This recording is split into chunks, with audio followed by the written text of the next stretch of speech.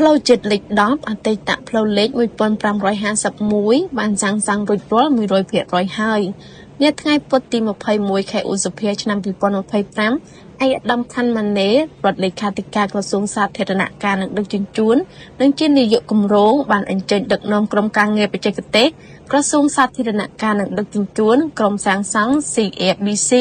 និងក្រុមហ៊ុនទីប្រឹក្សាបច្ចេកទេសក្វាន់ចៅវ៉ាន់អានបានចុះត្រួតពិនិត្យលម្អិតដើម្បីធានាការប្រើប្រាស់យូរអង្វែងស្របតាមបទដ្ឋានបច្ចេកទេសមុននឹងពិធីប្រគល់ទទួលផ្លូវចិត្តលេខ10មានចំណុចចាប់ផ្ដើមពីផ្លូវចិត្តលេខ5717ត្រង់ពេកា35+900ស្ថិតក្នុងភូមិកញ្ចាំងឃុំស្រង់ស្រុកសំឡូតខេត្តបាត់ដំបងឆ្លងកាត់ឃុំប្រម៉ោយស្រុកវែវែងខេត្តពោធិ៍សាត់រហូតដល់ផ្លូវចិត្តលេខ48ចាស់ត្រង់ពេកា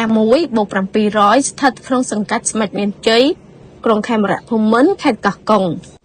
គូបញ្ជាក់ថាផ្លូវចិត្តលេខ10នេះជាប្រភេទផ្លូវក្រិតស្រីក្រាកៅស៊ូពីស្រទាប់ DBST មានប្រវែងផ្លូវសរុប 197.36 គីឡូម៉ែត្រនិងទទឹង 9 ម៉ែត្រគម្រោងសាងសង់ផ្លូវនេះមានរយៈពេល66ខែ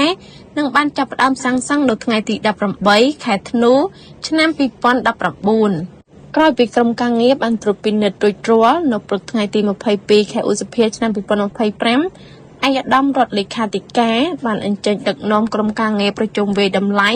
យកព្រមទទួលយកកិច្ចការងារសាងសង់ផ្លូវចិត្តលេខ10និងដាក់ឲ្យប្រើប្រាស់បណ្ដោះអាសន្នក្នុងរយៈពេល1ឆ្នាំដើម្បីបន្តពិនិត្យគុណភាពមុននឹងទទួលយកជាស្ថាពរ